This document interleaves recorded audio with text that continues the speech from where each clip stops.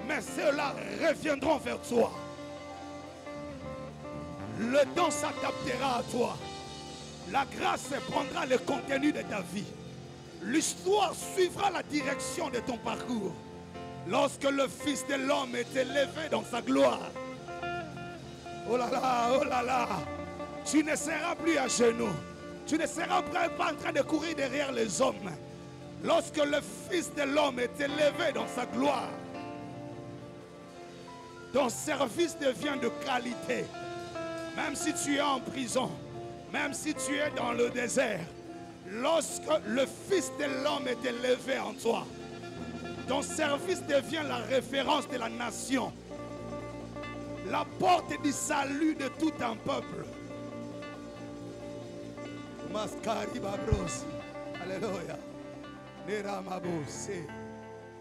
Reste calme. Oh, ça j'aime.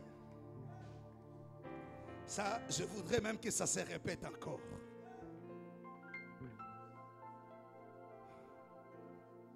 Écoute.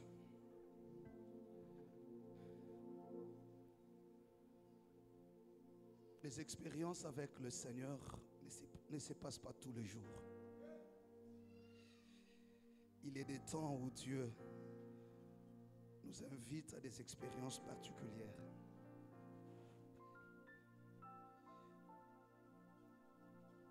Est-ce que quelqu'un est béni ce matin? Est-ce que quelqu'un sent qu'il est béni ce matin? Quelqu'un est-il rassuré de la présence du Saint-Esprit dans son cœur? C'est cette personne-là qui a compris qu'il faut acclamer. Alléluia. Gloire au Seigneur. Prends ta Bible, je vais parler de la part du Seigneur. J'aime bien parler sous une telle atmosphère très forte et une forte gloire. Frères, sœurs, je voudrais encore vous le répéter, à des choses qu'on n'aura jamais à l'université, jamais dans le mariage, jamais au travail, jamais par les salaires, jamais dans un avion, jamais à Paris, à Bruxelles, à Washington, jamais, jamais. Il y a des choses qu'on ne peut avoir que dans la présence de Dieu.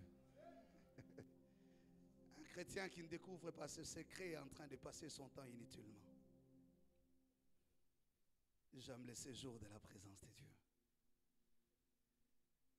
Nous vivons un moment difficile, nous traversons un temps trouble, car la tempête souffle amèrement au sommet de la nation, au sommet de l'humanité, dans nos familles et même dans l'Église. On a plus que jamais besoin du Saint-Esprit. Quand j'entends des hommes qui sont placés au sommet des grandes nations, comprendre que seul Jésus est le secours et le dernier, l'unique et le vrai, je me dis on ne doit pas être distrait. On ne doit pas être distrait. Les gens pensent que quand ils ont l'argent, ils ont atteint le sommet. Les gens pensent que quand ils ont le mariage, ils ont l'assurance. Les gens pensent que quand ils ont les enfants, ils sont à l'abri. Toutes ces choses sont très éphémères. Elles peuvent disparaître d'un clin d'œil. Encore que ces choses ne donnent pas la vie en éternité.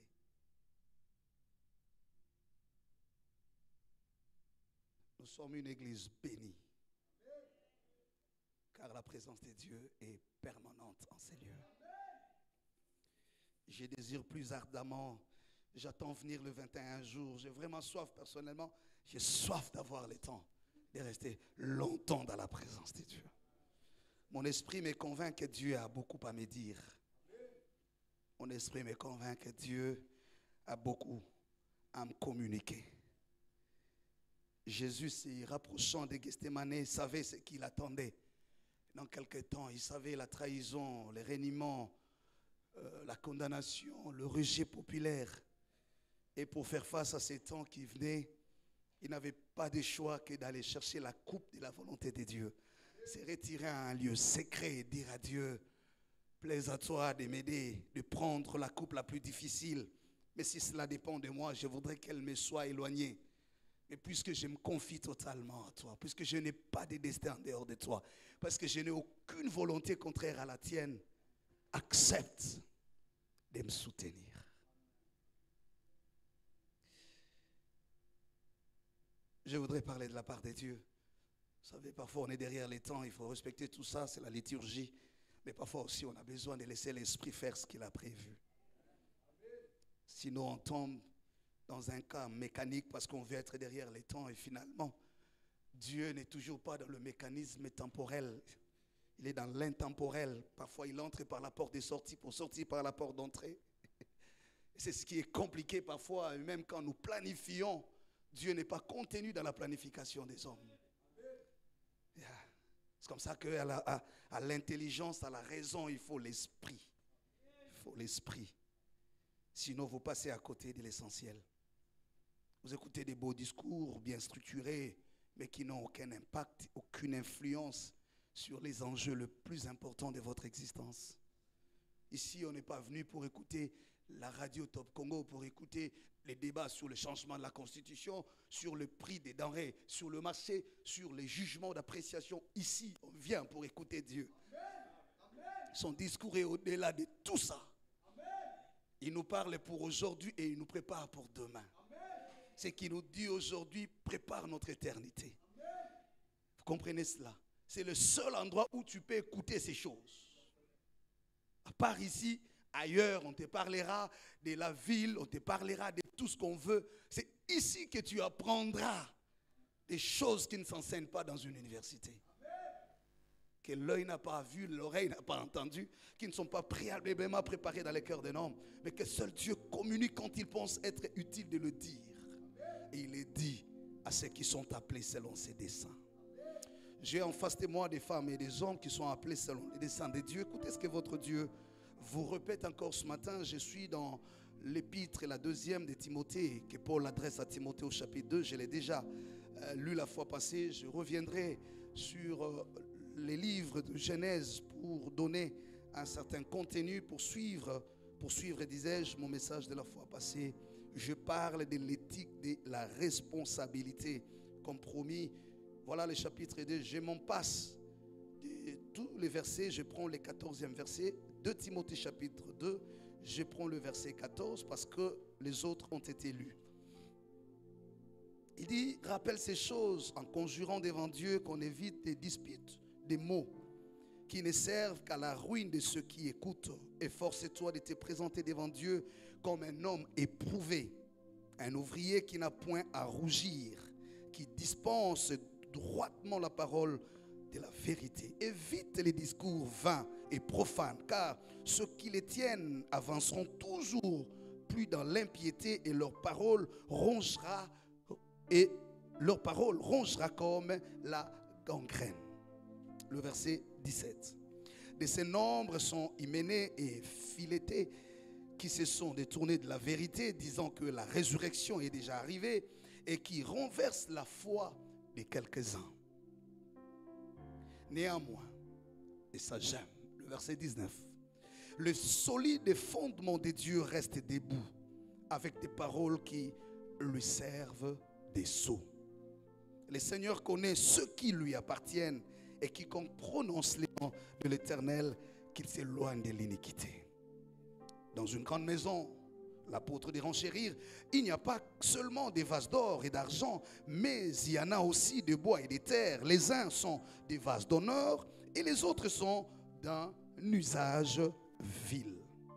Si donc quelqu'un s'est conservé pur et s'abstenant de ces choses, il sera un vase d'honneur sanctifié et utile à son maître, propre à toute bonne œuvre. Fuis les passions de la jeunesse et recherche la justice, la foi, la charité, la paix avec ceux qui invoquent le Seigneur d'un corps pur.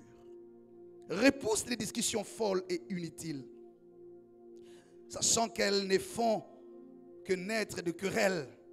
Or, il ne faut pas qu'un serviteur du Seigneur ait de querelles. Il doit, au contraire, avoir de la condescendance pour tous, être propre à enseigner, doué de patience. Il doit redresser avec douceur les adversaires, dans l'espérance que Dieu leur donnera la repentance pour arriver à la connaissance de la vérité et que, revenus à leur bon sens, ils se dégageront de pièges du diable qui s'est emparé d'eux pour les soumettre à sa volonté. Quelle parole! Quelle instruction, quelle éducation. On va voir un homme qui a fait l'expérience de ces sages conseils. Je prends une portion de la péricope au chapitre 45 du livre de Genèse. Vous le savez, j'aime bien parler de cet homme, Joseph. Mais aujourd'hui, je prends un extrait. Je suis au verset 4. Joseph dit à ses frères, approchez-vous de moi. Et ils s'approchèrent. Il dit, je suis Joseph, votre frère, que vous avez vendu pour être mené en Égypte. Pour être mené en Égypte, disais-je. Le verset 5. Mais non, ne vous affligez pas et ne soyez pas fâchés de m'avoir vendu pour être conduit ici. Car c'est pour vous sauver la vie que Dieu m'a envoyé devant vous. Voilà 2 ans que la famine est dans tout le pays. Et pendant 5 années encore, il n'y aura ni laboureur ni moisson. Ni labour ni moisson. Dieu m'a envoyé devant vous pour vous faire subsister dans le pays et pour vous faire vivre par une grande délivrance. Ce n'est donc pas vous qui m'avez envoyé ici, mais c'est Dieu. Il m'a établi père de Pharaon, maître de toute sa maison et gouverneur de tout le pays d'Égypte. Parole du Seigneur. Nous rendons grâce à Dieu pour ce matin béni, renouvelé. Je sais que notre ville, notre pays est sous des pluies battantes et dans les conditions environnementales que nous connaissons, il y a certainement des dégâts collatéraux, y compris de perturbations. Il y a des familles qui sont en difficulté pour tenir face à des situations pareilles quand il y a des pluies diluviennes. Ce qui explique même la circulation jusqu'à hier était très compliquée. Et donc, puisque nous sommes pendant les mois de service, je ne m'empêcherai de le dire parce que l'environnement est la 4e dimension de l'être. La 4e dimension d'être de l'être. C'est-à-dire, l'homme est corps, âme, esprit et environnement. On doit soigner le corps, on doit soigner l'esprit, on doit soigner l'âme, on doit aussi soigner l'environnement. Elle nous habite et nous l'habitons. Donc, c'est un défi qui reste à notre société. Que voulons-nous parler ce matin, après de tels moments forts de prière? Nous sommes à l'avant-dernier mois de l'année, le mois de novembre, qui clôture en fait notre trimestre sur le service. Le service, je l'ai dit depuis le dimanche passé, rentre dans notre vision en tant qu'Église. Parce que notre Église, l'Église du Christ au Congo à laquelle nous appartenons et notre paroisse d'Elista, n'a pas que la mission évangélisatrice comme action. Parce que l'évangélisation, c'est la mission primordiale, suprême qui nous a été donnée, de faire des nations les disciples de Jésus par la proclamation du témoignage et de la bonne nouvelle. Mais au-delà de cela, notre Église a aussi une mission dans la société. La société, c'est quoi? La société, c'est ma famille. La société, c'est mon quartier. La société, c'est ma commune. La société, c'est ma ville. La société, c'est ma nation. La société, c'est tout espace qui nous réunit en commun. Ce qu'on appelle tout espace public. C'est cela la société. La société, c'est là où nous nous réalisons. C'est là où nous nous manifestons. C'est là où se réalisent également nos projets personnels et collectifs. Et donc, qu'on soit chrétien, qu'on soit dans une verticalité, c'est-à-dire dans une relation directe avec Dieu, c'est déjà une bonne chose et c'est primordial. Mais Dieu qui nous envoie au monde nous place toujours et déjà à côté des autres. Et donc, on ne peut pas simplement avoir un regard tourné vers Dieu sans avoir un regard tourné vers l'autre. Ton frère, ta soeur, qu'ils soient des familles ou pas. Mais tu ne l'as pas appelé à tes côtés. Tu le trouves avec toi dans la situation du devenir commun. Donc, pour nous, Église du Christ au Congo, la paroisse protestante d'Elista, un chrétien affermi, mûr, doit connaître le Seigneur, doit être converti, doit être né de nouveau, être rempli du Saint-Esprit, mais aussi et surtout, il doit être utile à son temps. Notre mission en société renvoie à l'utilité de notre être. Pourquoi tu es là? Pourquoi je suis là? Et c'est dans cet ordre d'idées que j'ai commencé depuis les dimanches passés à soulever des questions majeures qui nous orientent vers notre message.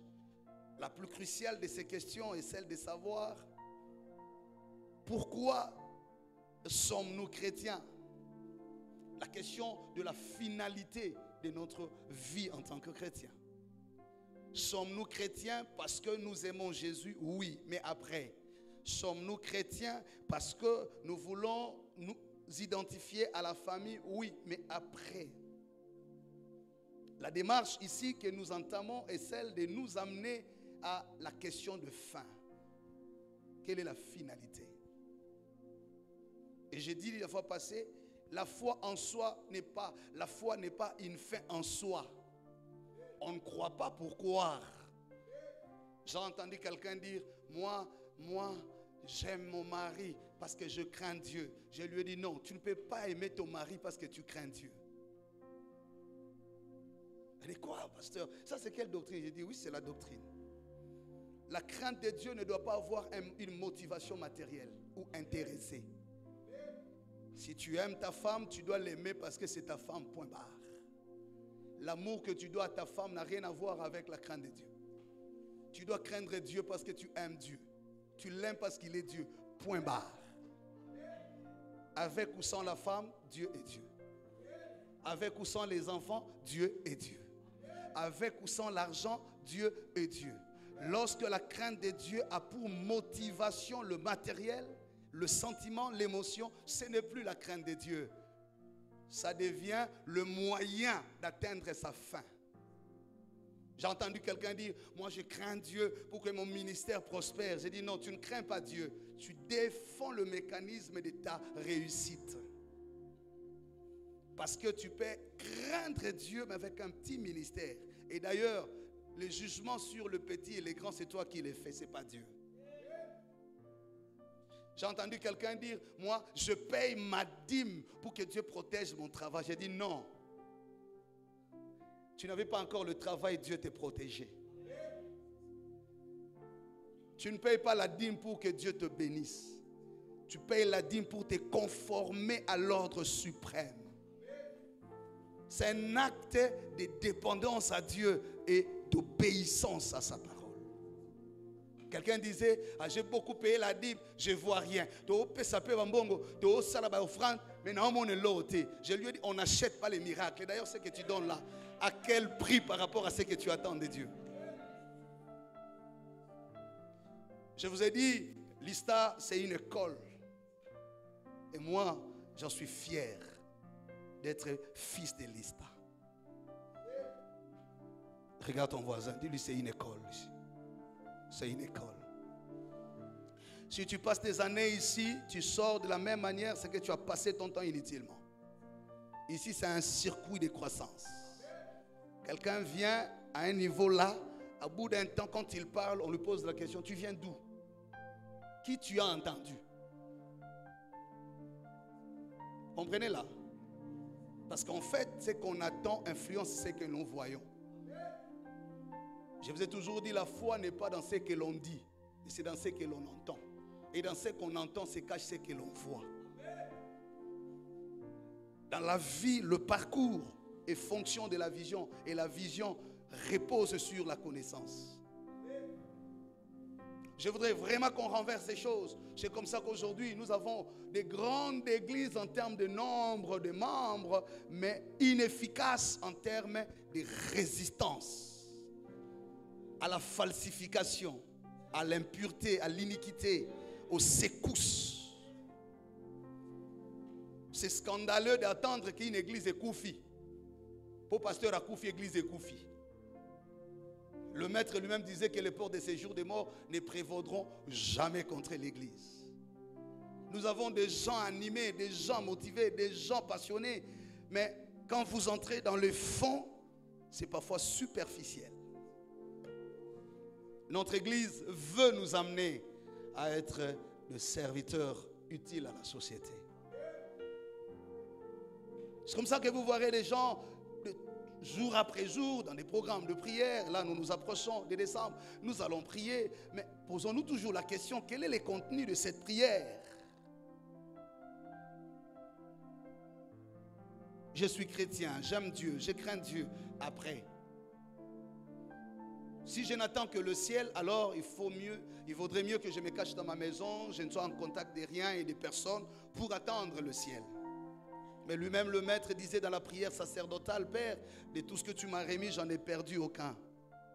Ce qui me choque, c'est quand il qualifie sauf le fils de la perdition. En d'autres termes, c'est lui qui était prédestiné à être perdu. Mais en tout cas, c'est que tu m'as confié. Les brebis qui ont suivi mes instructions, qui ont été attentifs à mes enseignements, les voilà même en face des loups. Personne n'a été dévoré. Je les ai préparés à être en mesure de vivre en face des lions, des ours, de bêtes de fès, à être en mesure de résister dans des environnements pollués. Même quand ils se trouveront seuls au milieu d'un groupe de prostituées qui ne doivent leur devenir qu'à la prostitution, elles peuvent encore rester debout et faire. Je les ai préparés comme des hommes capables d'être dans le système en panne, des systèmes pollués, des systèmes où on ne peut réussir que quand. Et je fais que ce soit des hommes qui peuvent prospérer sans s'essuyer les mains. Soit des femmes qui peuvent se faire honorer avec respect. J'ai préparé des serviteurs sur qui la nation pourra compter comme la réserve stratégique. Quand viendront des moments les plus difficiles et quand les boussoles se seront éteintes, que l'on dise il y a dans la réserve de la nation un homme qui sache jouer. Des serviteurs qui ne se proclament pas. Des serviteurs qui ne sont pas animés par l'émotion. Des serviteurs qui ne se comparent à personne, mais qui n'ont que le son de la vocation et qui sont orientés selon la direction de la volonté de Dieu. Le monde est en crise. Je suis en train de suivre, puisque nous parlons du service de la société, un débat. Pour ceux qui suivent l'actualité du pays, on parle des états généraux de la justice. Quelqu'un dit, et même au plus haut sommet, la justice est malade. Moi je dis non. La justice ne peut pas être malade. Car la justice est une idée du bien, du vrai, du beau. La justice est différente du droit. C'est plutôt le système qui est malade. Dans le système, il y a les acteurs de la justice, il y a le mécanisme de la justice, il y a l'outil de la justice et il y a les temps et l'espace de la justice. C'est là qu'il y a la maladie. Alléluia. C'est tout un système qui est en panne. Que vaut une réforme lorsque vous avez des gens qui veulent se projeter dans l'avenir pour des positionnements personnels? La réforme constitue un arrêt philosophique des pensées pour le repenser, du devenir commun. Il faut une acquisition expérimentale du passé pour une réinvention possible de l'avenir.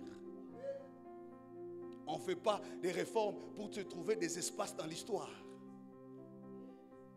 et pour se sécuriser dans l'incertain et dans l'inconnu. Non. Est-ce que quelqu'un m'entend bien?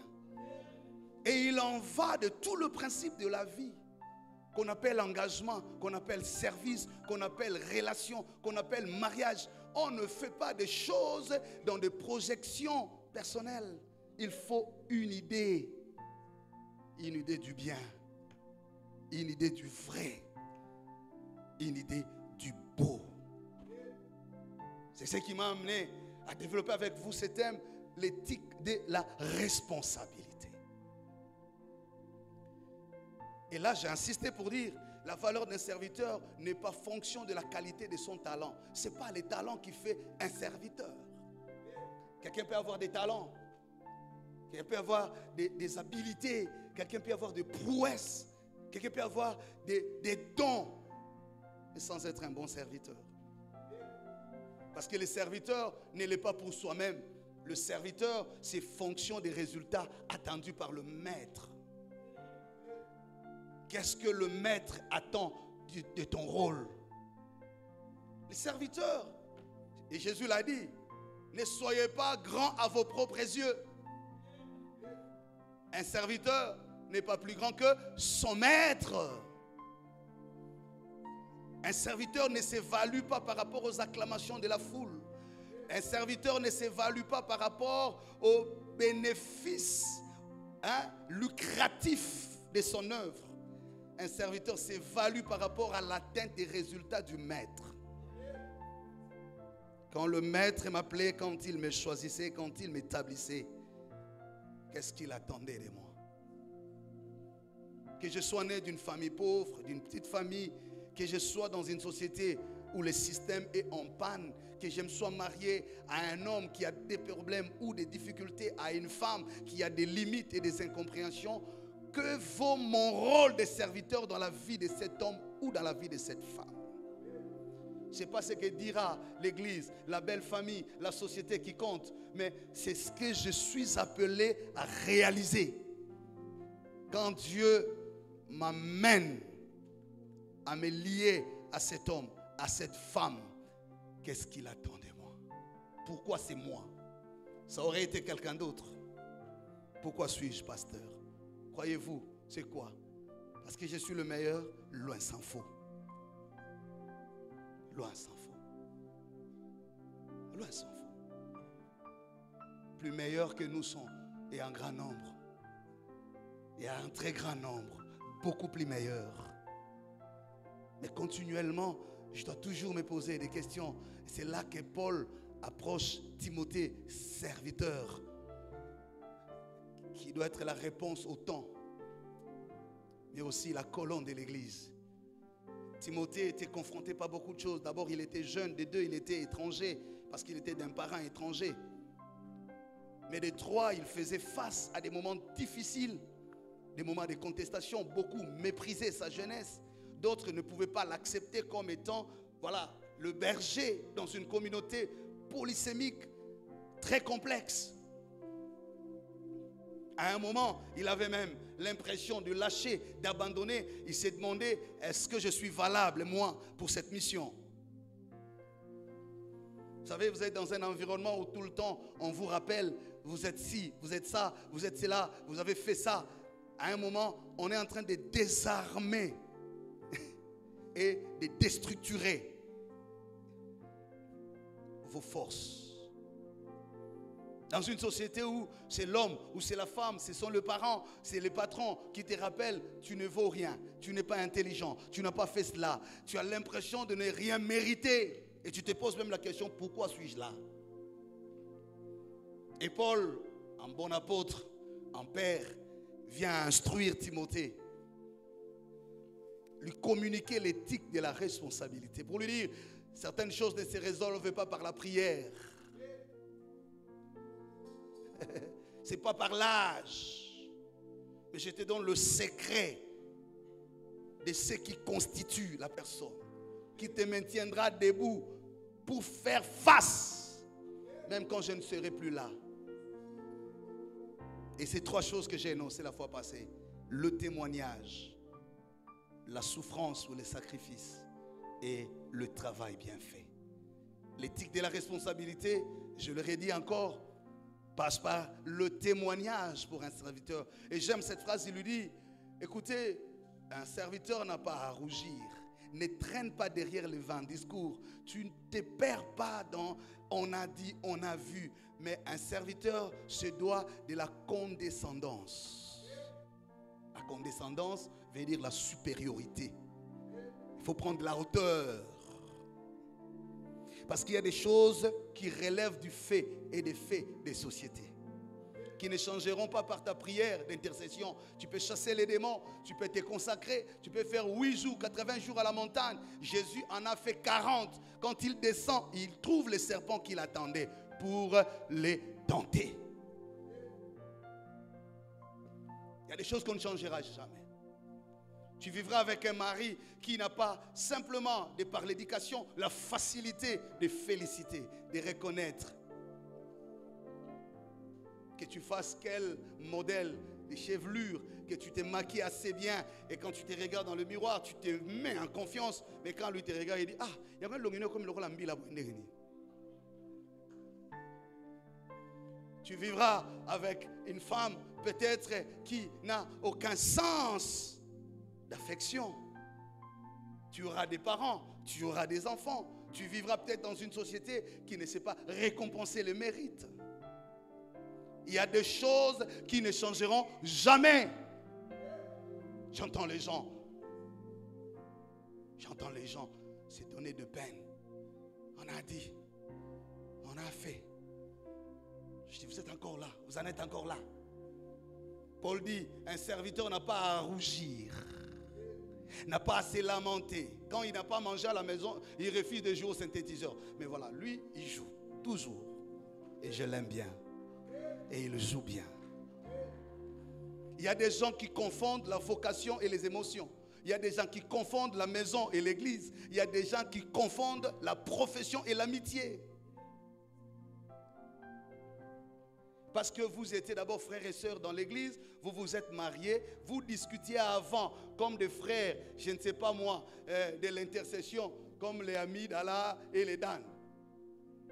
Maintenant, vous vous mariez, vous ne vous rendez pas compte que le statut a changé. C'était l'ami hier, à qui tu pouvais parler comme tu voulais, maintenant c'est les maris.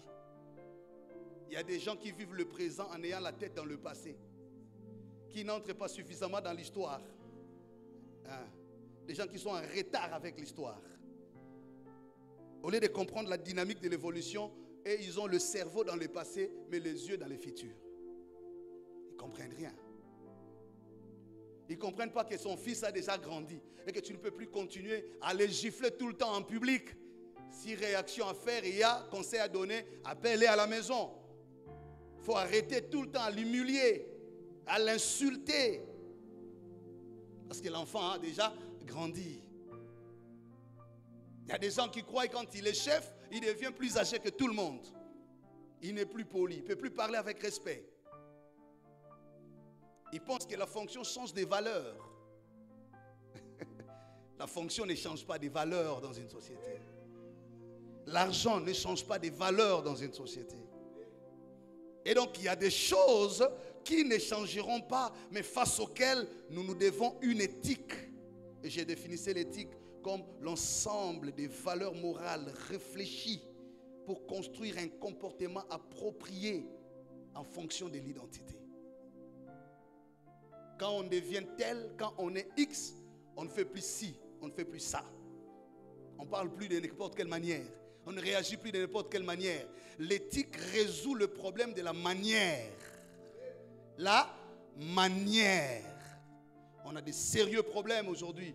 Même au plus haut niveau de l'État, de l'humanité, vous entendez un responsable parler. J'étais choqué. Excusez-moi, quand je parle, je suis dans les faits de société. J'ai entendu un professeur qui se présente comme professeur des droits. Et il dit, votre constitution là qui a un chiffon.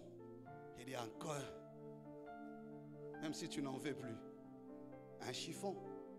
Cela veut dire que tu fais insulte à l'intelligence collective. Parce que si celle-ci est un chiffon, ce que tu proposeras sera aussi un chiffon pour les autres. Qu'est-ce qui va se passer? Nous sommes une nation sans mythe fondateur. Nous sommes une nation qui vit selon les époques et les événements. On n'a pas de références liées à la destinée.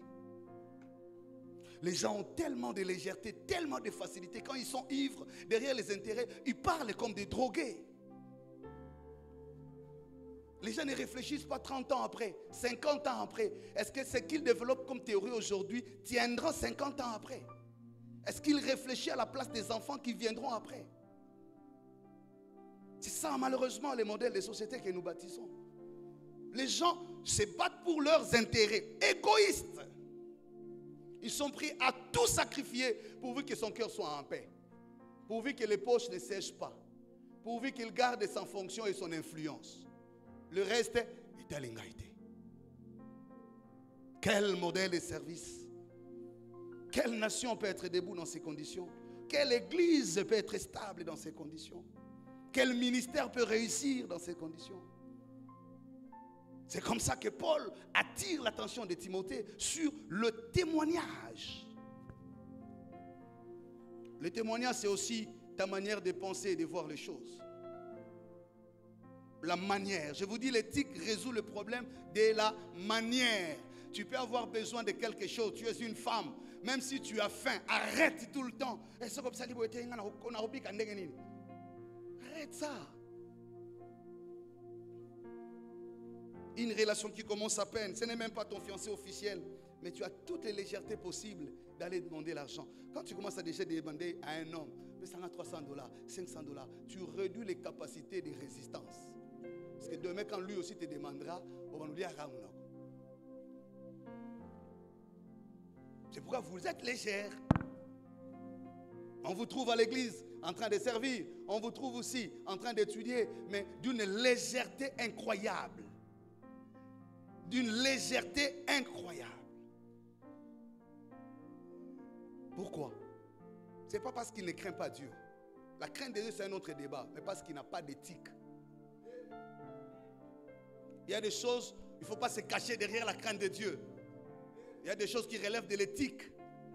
De l'éthique. Même si tu as faim, papa, et que est-ce qu'il faut commencer à insulter la femme depuis la chambre, les salons, jusqu'à dehors?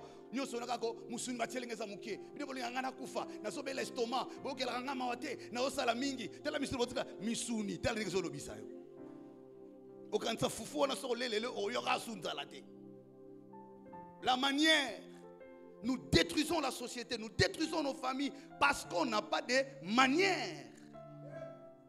Le témoignage, le témoignage. Alléluia.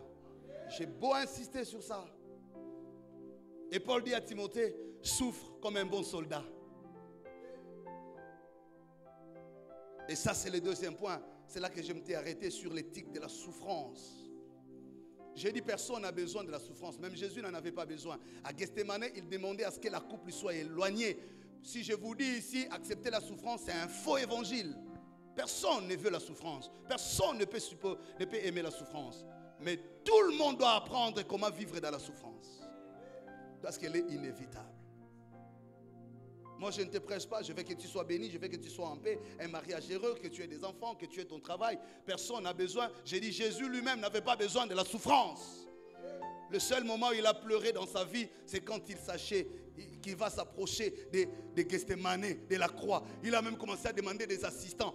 Priez avec moi pour que Nzambe Nangai, s'il était Moulouba, Nzambi Wani, les gars, a levé devant moi. La coupe a fait pleurer même Jésus. Et à la croix, il dit, Eli, lama sabachthani. Les gens se moquaient de lui. Oh, mais lui qui ressuscitait les morts, il en appelle encore à Eli. Personne ne peut aimer la souffrance. Mais tout le monde doit apprendre comment vivre dans les moments difficiles. C'est ça l'éthique de la souffrance. C'est ça qui m'amène très rapidement à l'histoire de ce jeune homme Joseph, qui en a payé le prix, qui en a fait l'expérience. Lui, ce ne sont pas les démons qui devraient aller chasser dans une prière en donnant une offrande. Lui, ce ne sont pas les Rwandais pour aller les accuser aux Nations Unies, partout. Ils nous agressent. Non. Lui, c'était ses frères de la famille. C'est compliqué, hein? Vous savez, quand c'est quelqu'un d'autre, c'est la facilité d'accuser. Hein? Oh non. Aïbingaï. Balinga angate. Ponaza musakata. Biso basakata tout le monde alikam. Oh ngai. Basalaka boy. Quand c'est quelqu'un d'autre, vous avez l'impression, comme dit Jésus lui-même dans la théorie de la poutre et de la paille. Vous connaissez ça, non?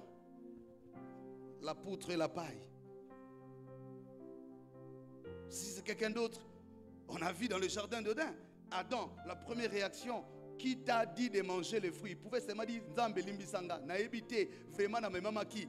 Non, pour se sauver, ce n'est pas moi, la femme que tu as mise à mes côtés. Ève, pour le bakaka, ngai, Nzambe na comprena qui était. Non, ce n'est pas moi, les serpents. Toujours la déresponsabilisation. Ce n'est pas moi, c'est l'autre. Les démons, c'est lui. Les diables, c'est lui. Voilà. Mais voilà. Joseph, trahi par ses propres frères. Je vous ai toujours dit, vous qui êtes trop dans les tribalismes inutiles, qui ne vous payent même pas. Aucun couple n'est stable parce que vous vous êtes mariés de la même tribu. Vous, parents, évitez-nous ça, même dans l'église. Je vous ai toujours dit ça. Ne pense pas que quand tu travailles avec les frères de ta famille que tu es en sécurité. Il y a des gens qui ont été tués par leurs frères de famille. Si l'église n'arrive pas à construire la vraie communion, c'est que la nation n'a pas de noyau. L'unité de la nation émerge de l'unité de l'église. L'église est le seul endroit qui nous regroupe dans nos différences en nous fixant dans un même destin. C'est l'église. Et si à l'église, on ne sait plus travailler sur l'unité, sur la foi commune, sur le combat commun, ça devient dangereux. La force d'une église, ce n'est pas qu'on ait des grands centres, des talents, des dons. La force d'une église, c'est lorsqu'elle a un combat commun, lorsqu'elle a un rêve collectif. L'église primitive était faible en nombre, en moyens matériels, en moyens financiers, mais elle a résisté. La Bible dit, les gens étaient tellement liés et ils mettaient même le bien ensemble au point qu'il n'y avait même plus de pauvres parmi eux parce qu'ils avaient le même combat. Le maître nous a laissés ici. On a intérêt à se souder, à rester ensemble. C'est ici il y a l'abri et la sécurité pour notre avenir. Mais ceux qui viennent détruire l'église, en y mettant le feu étranger, en fragilisant les fondements de l'autorité de l'autel de Dieu, en désacralisant les engagements de Dieu et en minimisant les promesses de l'alliance de Dieu, ne peuvent pas imaginer à quel lien ils condamnent leur avenir et leur génération. J'ai toujours dit, jouez ailleurs, pas à l'église. Babundarana lingombate. Blaguer ailleurs, pas à l'église. L'église peut régler le problème des générations que l'argent ne saura pas résoudre demain. L'église a coûté la vie du maître à la croix. Quand les gens se donnent toute la légèreté possible, toute la facilité possible de se donner juste le plaisir de détruire l'église. Il est à l'évangélisation, il propage des venins, il propage des mauvais messages, il passe à l'intercession et il donne des prophéties à l'oukouta-koutou. Oh, j'ai vu, il n'a rien vu. Il ne voit que ce qui est dans sa tête. J'ai entendu. Et demain, c'était une réunion à 3. Vous n'avez pas entendu. Vous n'avez pas. Quand vous êtes à l'église que pour ça, même si on ne vous voit pas, l'église n'appartient pas à un Senga qui va partir peut-être bientôt. L'église va rester. Le fondement solide de Dieu, dit Paul, reste debout avec des paroles qui le servent et des sous. Il faut jouer dans les partis politiques, dans les musiques. Pas ici. Pas ici. Personne ne vous sauvera. Et comme j'ai dit, c'est des générations qui vont en pâtir. Si la crainte commence à quitter l'église, ça devient dangereux. Si on commence à transformer l'église en un mouvement, en un club d'amis, il n'y a plus de règles, il n'y a plus de normes, ça devient un marché. Attention. C'est des générations qui se mettent, qui s'exposent. Et Paul attire l'attention de l'église. Alléluia. Nous devons en être conscients, frères et sœurs. L'éthique de la souffrance. Comment vous vous conduisez? Joseph a vécu la trahison de ses frères.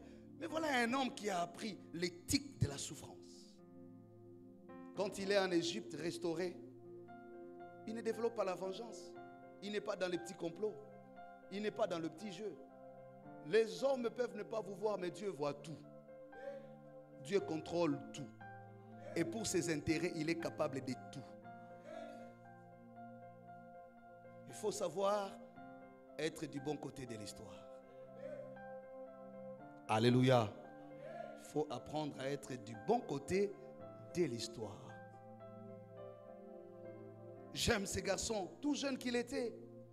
Quand les frères l'ont vu, ont compris que c'était lui, le Joseph qu'ils avaient vendu, à qui ils ont fait du mal. Certainement, chacun se disait, s'il pour Nabiso, mon toit a comme un niveau, tout ça là, mais voilà les paroles de sagesse, des paroles d'amour, d'un homme qui a une élévation d'esprit, qui interprète les faits, pas selon la limite de ses sentiments, mais qui a la transcendantalité de la destinée. Un aigle voit 30 ans, 50 ans après. Il parle aujourd'hui, mais il parle de demain. Alléluia. Je prie que Dieu donne des femmes comme ça, ici à notre église, des jeunes, des mamans. Vous savez, quand vous êtes avec une femme qui constitue l'épaule de stabilité de votre existence, vous êtes heureux. J'ai toujours dit aux mariés, ce n'est pas l'argent qui rend heureux dans le mariage, ce ne sont pas les enfants. D'ailleurs, des couples à problème ont toujours beaucoup d'enfants. Et ça, on ne comprend même pas. On pose des questions, mais comment on va avoir un problème? Donc, ce n'est pas ça. Ce n'est pas l'argent. Quand la Bible dit, celui qui trouve une femme trouve le bonheur, c'est s'identifier à la grâce de celui qui vous accompagne dans l'histoire. C'est être un être complémentaire de l'existence de l'autre. Alléluia. Mais aujourd'hui, je vous ai dit le dimanche passé, nous nous permettons de tout et de rien parce qu'on n'a pas de maîtrise face à la souffrance. C'est comme ça que les gens se prostituent. C'est comme ça que les gens sont dans n'importe quoi, jusqu'à aller toucher au fétiche, à la magie, parce qu'ils ne sont pas préparés à vivre dans la souffrance. Pour peu, lamentation. Pour peu, natiginanga. Pour peu, nakenanga. Pour peu. Et c'est comme ça qu'ils quittent et la famille, et l'église, et les amis, tout. C'est-à-dire quelqu'un qui n'a pas le sens de conserver les acquis de l'existence. Vous pensez que Dieu va refaire avec vous l'histoire combien de fois dans la vie? Dieu est dans l'histoire et il perfectionne les schémas selon ce qu'il a prévu avec vous. Même quand vous passez par des tunnels de souffrance, il le sait. Voilà, Joseph, c'est qu'il comprend. Il dit, la souffrance que vous m'avez infligée là ne m'a pas écarté de l'orientation de ma destinée. Ce que vous avez fait avait pour but de me désorienter, de me déconnecter de ma grâce. Me rendre un homme rancunier, jaloux. Je ne pouvais qu'attendre ces jours pour vous rendre les comptes. Ce que vous m'avez fait était une manière de ne pas me donner une seule possibilité de subsister, parce que j'ai été vendu comme un colis à vil prix. Votre action avait le seul but de ruiner et d'empêcher que le rêve de Dieu dans ma vie se réalise. Vous avez refusé de m'offrir vos épaules pour que je m'y appuie. Vous avez refusé d'accompagner les limites de ma vie pour me rendre fort. Vous avez été incapable de tolérer mes erreurs. Tout ce qui vous intéressait, c'était supprimer et éteindre. Mais moi, éclairé par l'Esprit, c'est pas moi, hein, c'est Joseph, je l'interprète. Il dit, c'est pas vous qui m'avez vendu. C'est Dieu qui m'a envoyé ici. L'éthique de la souffrance est cette capacité de savoir transformer le mal en bien, ressortir le bien dans la souffrance. L'éthique de la souffrance, c'est aussi cette capacité de proposer d'autres solutions quand il n'y en a plus. Voilà pourquoi d'abord nous sommes une nation bâclée. Très peu ont des propositions salutaires. Les gens sont toujours derrière les alignements d'intérêts. Très peu. Même quand il y a une situation, les gens ne savent pas porter le poids des autres. En fait, Joseph, ce qui va se passer ici, c'est quoi? Voilà, ça c'est le chapitre 42. Mais quand vous lisez au chapitre 49, c'est là que Jacob va bénir la maison de Jacob qui deviendra Israël. C'est là qu'il va purifier la racine de la polygamie de chaque enfant pour le sceller dans l'alliance d'Israël. Mais pour que Jacob bénisse une famille unie, composée, il fallait qu'il y ait un Joseph qui a servi de ciment. C'est Joseph qui a cimenté la famille. Si Joseph n'avait pas joué ce rôle, c'était une... Jacob aurait manqué le chiffre 12 pour concrétiser l'alliance d'Israël. Je le répète, c'est au chapitre 49, bien des temps après, que Jacob, avant de mourir, a béni chaque lignée d'Israël. Mais pour que Jacob ait en face de lui les 12 tribus d'Israël, il fallait qu'il y ait un homme qui joue au sacrifice pour porter le poids de tout le monde, pour protéger au-delà de ses intérêts la lignée messianique qui ne devait pas passer par lui mais par Judas qui a comploté pour les vendre. Il ne se battait pas pour lui. Il savait que le salut de l'humanité passera par notre famille parce qu'elle est descendante d'Abraham qui a reçu la promesse. Donc Dieu a décidé de passer par notre famille pour sauver l'humanité. Je ne me bats plus pour moi. Ce que je dois sauver est plus grand et plus important que moi. Ça, il faut un niveau d'élévation d'esprit. Quand on a des gens qui sont dans les bruits des tribalismes, des petits intérêts, des conflits inutiles, des agitations, vous ne pouvez pas arriver là. Et quand ces gens-là se trouvent au sommet du pays, voilà la conséquence. Quand ils sont au sommet des entreprises, voilà la conséquence. Quand ils sont au sommet de l'église, voilà la conséquence. Tout le monde n'est pas appelé à avoir le bâton de commandement du destin. Je prie que toi, Dieu t'aide. Joseph regarde la situation, mais il ne tire pas la conclusion de tout le monde. Il dit, vous ne m'avez pas vendu, vous ne m'avez pas haï, vous m'avez simplement aidé à arriver ici. Donc je n'ai pas de jugement à vous rendre. Il attire l'attention de ses frères pour dire, écoutez, nous sommes de la descendance d'Abraham.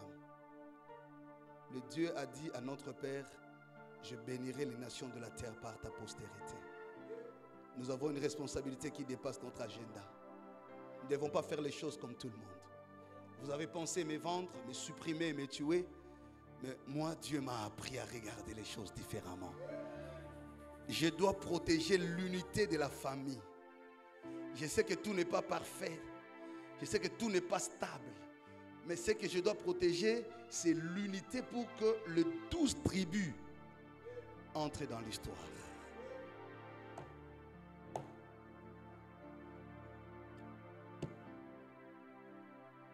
Et le dernier point, je m'arrêterai par là. Dans l'éthique des responsabilités, c'est le travail bien fait.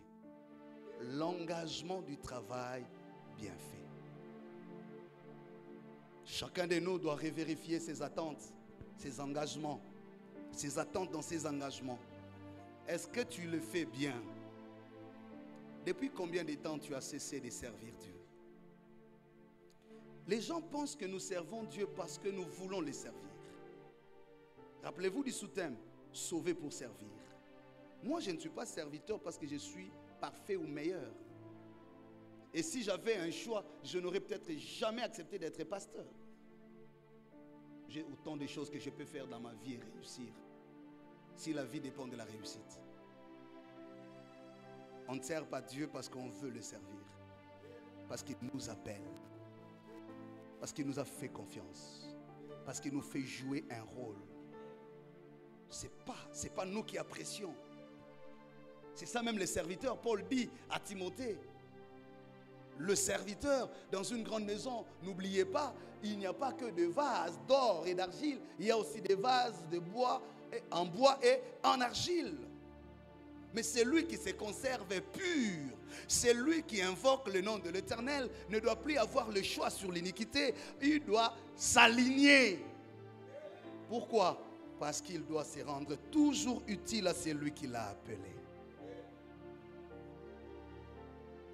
Parce qu'il doit tout le temps vérifier, Seigneur, as-tu encore besoin de moi?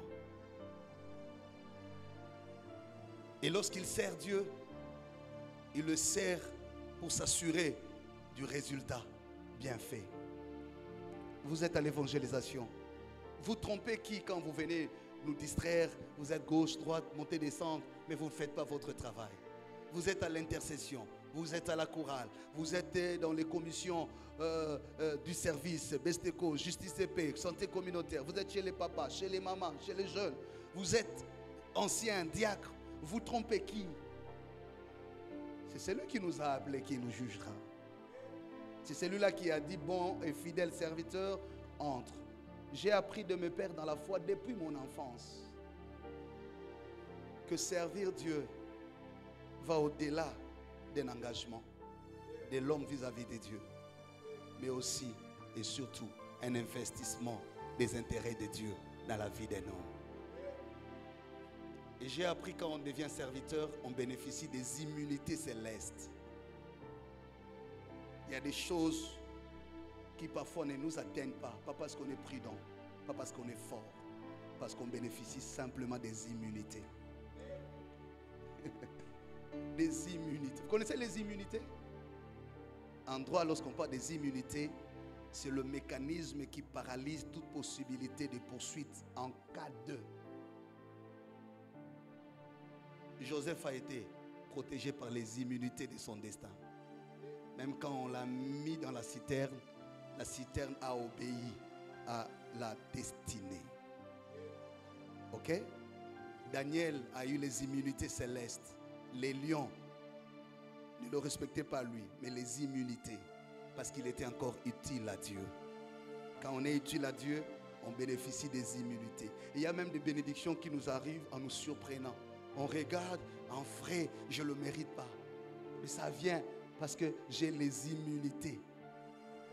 Et parfois quand on vient t'attaquer, on ose mettre la main sur la tête. Tu ne sais même pas, tu ne réagis pas. Mais Dieu règle leurs problèmes autrement. Eux-mêmes se rendent compte qu'on a touché sur un mauvais terrain. Parce que les immunités sont là. Les immunités. Comment tu sers Dieu? Est-ce que tu sers encore Dieu? Ou tu es dans la formalité? Tu viens chanter, tu viens prêcher, tu as perdu la vocation. Paul est en train de dire à Timothée, attention avec la vocation. Ne permets pas aux gens de mépriser ta jeunesse, mais prends de la condescendance. Tu as des choses que Dieu n'a pas données à tout le monde. Il y a des choses que le monde apprendra que de ta bouche. Alors ne simplifie pas les dons du ciel par des intérêts personnels. Tu priveras toute une génération de la lumière et de la vérité. Tu n'es pas une femme ordinaire, tu n'es pas un homme ordinaire. Ce que tu as reçu du Seigneur est une réponse générationnelle. Prends garde. On ne peut pas servir Dieu en perdant la vocation, l'amour, l'engagement. Je n'ose pas poser la question combien paye encore l'air dîme ici. Une fois j'ai interpellé quelqu'un. Moi j'ai toujours dit, pasteur, je les suis. Mais Dieu m'a appris à ne pas dépendre de la bienveillance des hommes. Et Paul a dit à Timothée, quand il faut souffrir, quand Dieu ne m'en donne pas, j'en souffre, sans murmurer. Parce que quand l'église a la bouche pleine, elle brouille le message. Parfois, même affamé, il faut rester ferme pour garder la crédibilité. Parce que quand tu commences à dépendre de la compassion des hommes, surtout quand tu es pasteur, parfois tu n'as plus de valeur. Moi, j'avais dit à Dieu depuis les temps, c'est pas ici, depuis les temps, je te servirai, mais aussi avec la voix. Parce que je ne vais pas. J'entendais une soeur dire, papa, yo bon de la capone, plutôt ça là. Je l'ai regardé. Peut-être que je suis plus intelligent que toi. Ton travail là, moi je peux le faire 10 fois. Pourquoi moi je dois attendre ta miséricorde? Elle dit avec mépris, hein, parce qu'on croit que les pasteurs c'est les plus misérables. Et puis quand elle te fâche, elle confisque ses dîmes. Heureusement moi Dieu m'a sorti de ça. On manipule même des hommes de Dieu comme ça. On lui donne même les messages à donner. Hein? Moi-même, les politiciens, là, ils savent. Hein? Encore Lumumba. Je veux dire ça, je sors avec un discours dans le papier. Dis autre chose. Même les Mindélé, là, ils savent quand je suis là chez eux. Hein? Il leur dit toujours, en ce qui concerne l'avenir de ma nation, on ne transige pas. Je ne mène pas mon combat, mais le combat du devenir commun. On a besoin de ces qualités d'hommes qui tiennent à la corruption, qui résistent.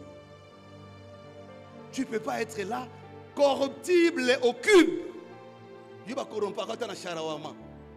Des femmes qui sortent avec des hommes parce qu'on lui a acheté un téléphone de $300. Quelle légèreté. Si tu es corruptible là à ce niveau, même quand tu seras à un niveau élevé, tu seras le même. Voleur, mouyibi, tu ne peux pas voir l'argent, il y a moutou, otika. Tu dois prendre, tu mets la poche et puis tu fais semblant de parler en langue. Mais mouyibi, parce que les gens volent même à l'église.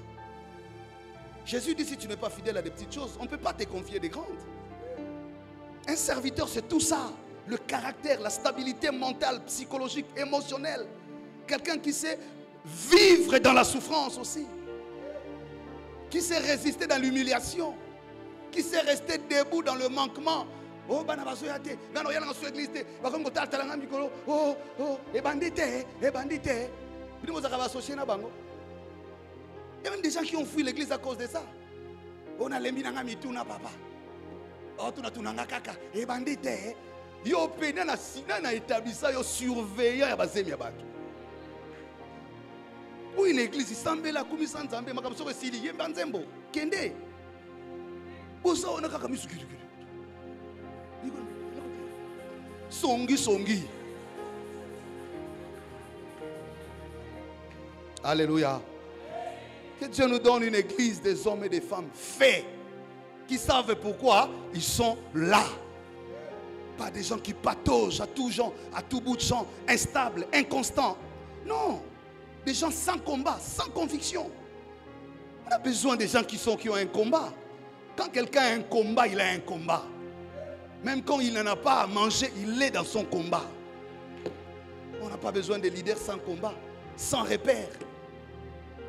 Que Dieu bénisse sa parole.